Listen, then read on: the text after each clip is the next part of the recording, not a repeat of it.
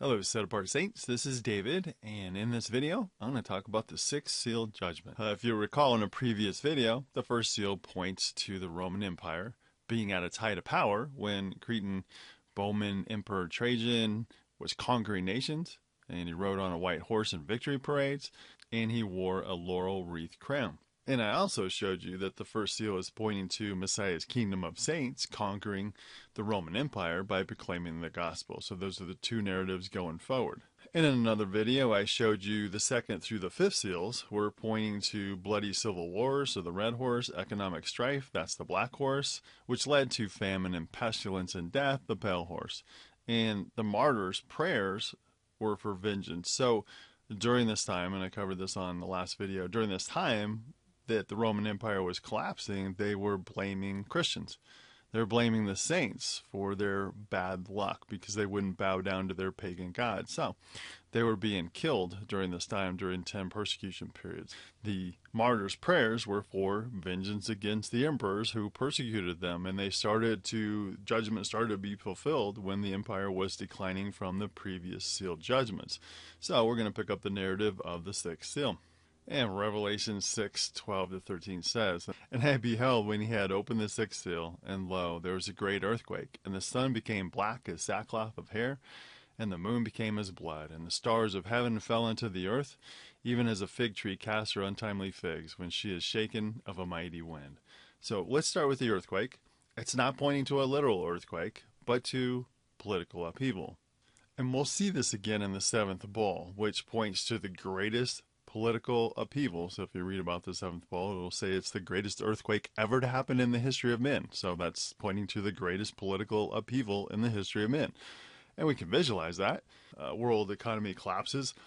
Every nation, is going to lose power, and they're going to become subservient to the one world government. Right? So that is the greatest earthquake, the greatest political upheaval in the history of the world, and that's on the horizon. Even the mighty mountain of people of the U.S. will bow down to the authority of the world government. So during the fulfillment of the sixth seal, the Roman Empire was declining from the previous seal judgments, and now the leaders of the different parts of the kingdom were warring against each other. So let's focus on the sun becoming black, the moon becoming as blood, and the stars falling unto the earth. People proclaim that it's pointing to the end times, because the sun is becoming black. So they're taking it very literal, and this is futurists who apply all of Revelation to the end time. So they're saying, oh, the sun's black, this is the end. But Messiah is using symbolism of leadership systems. And there are many examples in the Old Testament and in Messiah's Olivet Discourse which point to the sun being darkened, but those weren't about the physical sun either. The sun, moon, and stars are symbolic of earthly dignitaries, great political authorities, and great lights in the political and religious heavens. And the first example of that is in Genesis 37, 8-10, when Joseph had a dream which caused his brothers to despise him even more as he proclaimed that they would bow to him. And it says, "For, behold, we were binding sheaves in the field, and lo, my sheaf arose, and also stood upright. And behold, your sheaves stood around about, and made obeisance to my sheaf. And his brethren said to him, Shall thou indeed reign over us? Or shall thou indeed have dominion over us? And they hated him yet the more for his dreams, and for his words. And he dreamed yet another dream, and told it to his brethren, and said, Behold, I have dreamed a dream more. And behold, the sun, and the moon, and the 11 stars made obeisance to me. And he told it to his father, and to his brethren. And his father rebuked him, and said unto him, What is this dream that thou hast dreamed? Shall I, and thy mother, and thy brethren indeed come to bow down ourselves to thee to the earth? We can clearly see that the reference to the sun, moon, and stars bowing to Joseph was symbolically pointing to the leadership of that family. A leadership system. The father, the son, the mother, the moon, and the 11 stars, his brothers. It's very clear. That is symbolism pointing to a physical reality. Okay, so that we have to keep that in mind. So now let's look at some examples which use the symbolism of the heavenly bodies, but are not about the literal sun, moon, and stars. So in Isaiah 13, 10, it's referring to the Babylonian leaders being removed from power by the Medo-Persians. For the stars of heaven and the constellations thereof shall not give their light. The sun shall be darkened in his going forth, and the moon shall not cause her light to shine. And then later in that chapter, it confirms this. It's pointing, behold, I will stir up the Medes against them. So this is, Isaiah is pointing to leadership system of Babylon being darkened. So the leader of Babylon, the sun, the moon, the next level leader. That's all it's pointing to. So symbolism of heavenly bodies, which points to leadership systems, in this case, Babylon being conquered by the Medes. And in Isaiah 34, 3-5, it foretold the destruction of the Edomites and other nations which were enemies. And it's using the same type of language. And all the hosts shall be dissolved, and the heavens shall be rolled together as a scroll, and all their hosts shall fall down. Same language that we're seeing in the sixth seal. So it's pointing to the heavens and being rolled up like a scroll. Well, that didn't happen back then with the Edomites. It's pointing to their judgment. So it's saying their leadership system, the leaders, the stars of their system is going to be rolled up. It's going to be ended. And that it's just using symbolism to point to leaders. Ezekiel 32, 6-8 points to the Babylonians desolating Egypt, removing Pharaoh, the sun, and his leaders, the moon, from power, using this similar language. Right? I will cover the heaven. I will make the stars thereof dark. I will cover the sun with a cloud, and the moon shall not give its light. All the bright lights of heaven will I make dark over thee. It's not pointing to the physical heavenly bodies. It is pointing to leadership systems, in this case, Pharaoh and the leaders of Egypt. In Messiah's Olivet Discourse in Matthew 24, it's pointing to the sun, moon, and stars being darkened. But we can see the fulfillment that the Jewish leaders had their power structure removed. That's what it's pointing to. So the context of the Olivet Discourse is the desolation of the temple, and with that, the desolation of Jerusalem, the desolation of the Jewish nation. This was their punishment for continuing in their rebellion against the Father and for rejecting his Son and delivering him up to be killed. So during the Jewish-Roman War of 66 to 70 AD, Jerusalem, the temple, and the Jewish nation was desolated. The high priest was the sun, the Sanhedrin council was the moon, and the many rabbis in the system were the stars. They were all either killed or sold as slaves. So the sun, the moon, and the stars were darkened in the first century in 70 AD. Messiah was using symbolic language to point to a leadership system being removed from power. So now let's apply this to the sixth seal. Eastern Emperor Constantine defeated Diocletian's army in 312. Diocletian, the son, was so panic-stricken that he didn't eat or sleep, and he died insane. Now, you remember in a previous video, I had explained that Diocletian had killed George of Lydda, and his own wife professed her faith, her belief in Messiah after witnessing George's faithfulness and hearing the gospel. Well, she professed her belief in Messiah. Diocletian condemned her, had her killed, and then he went on a rampage during the worst persecution period from 303 to 312 AD, which Messiah referred to in his message to the Smyrna church saints. The 10 days of tribulation was 10 years. So after all that happened and his army got defeated and he's being removed from power, he didn't eat and he didn't sleep and he died insane. Was he insane from regret from the things that when he killed the saints, when he killed George of Lydda, when he killed them and they said judgment was coming upon you, and now guess what? Judgment came upon him. Did he die insane from that? I mean, we don't know, but it seems to make sense. So Revelation 6:14 says, "And the heaven departed as a scroll when it was rolled together, and every mountain and island were moved out of place." Seems like an end time event if you take it literally, but the Roman leaders were stars, and they fell, and their power receded as a scroll. So when the emperor was defeated, when you have these battles taking place in the Roman Empire, and from the previous seal judgments, the Roman Empire was losing power. So the stars were losing power.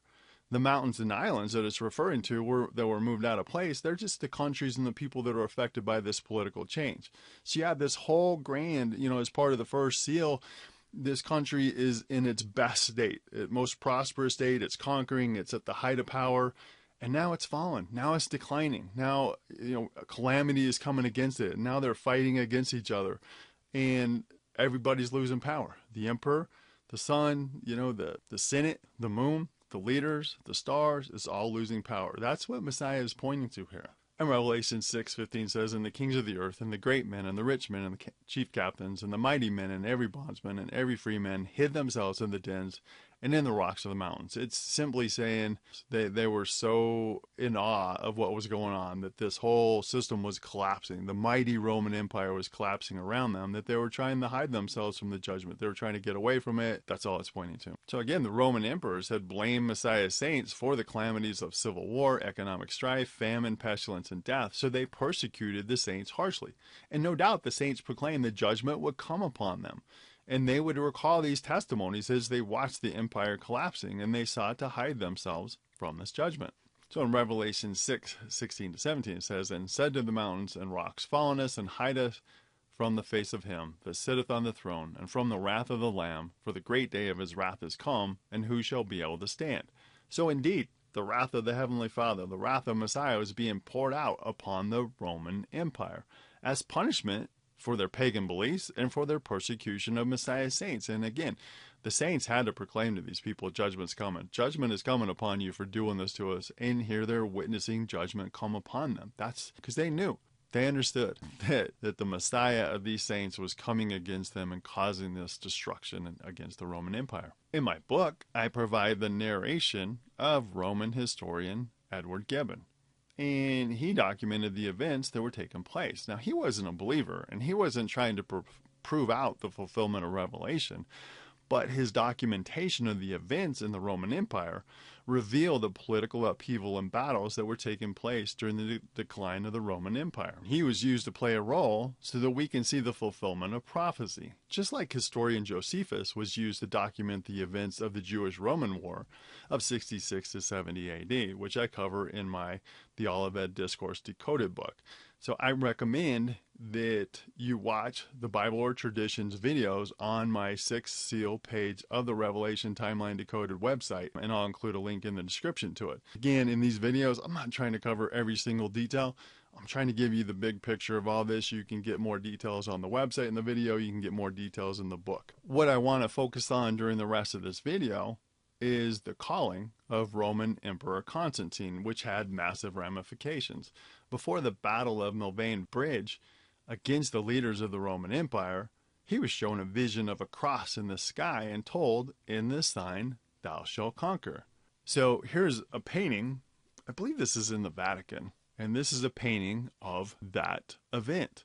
So you see the symbolism, and you see on the left Constantine and his army, and they're looking up in the sky, and there's this vision of a cross, and he's given this vision. And what's interesting is you'll notice that on the right side, there's a man with a banner, so a pole going up, and it's got a dragon on it.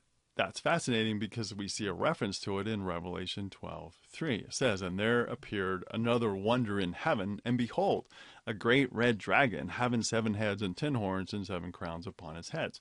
So, in other words, Messiah, in this vision of Revelation 12, was pointing right at the Roman Empire. And one of their symbols that they use was the red dragon. So we see that in that painting that has a dragon on the standard. But then from then on, they didn't use the dragon as much, but they used the cross, which is fascinating change of events. And many Christians proclaim that Constantine believed in Messiah and went on to conquer the leaders so that he could end their persecution of Messiah's saints. So they're hailing as a victory, that after 10 persecution periods, Constantine came along, he was converted, and he ended the persecutions, and they spin it as a positive. But there's a much darker agenda at hand. Satan realized that during the 10 persecution periods, Messiah's ecclesia of saints grew dynamically. Satan saw that the Roman Empire was declining and that he was losing power. So he hatched an evil plot to seek to destroy Messiah's ecclesia from within. Emperor Constantine and the Roman bishops went on to codify the false religion of Romanism, which teaches a false gospel and false Messiah. So during the Council of Nicaea and those different events, they codified Romanism, which became the religion of the Roman Catholic Church, and it teaches a false gospel. So in other words, Satan is using Constantine and the Roman bishops to create a false religion. So if you can't kill the saints externally, if you can't wipe them out with a sword, then what you do is you put down your sword and then you pretend to join with them, pretend to be a part of their church, and seek to destroy from within.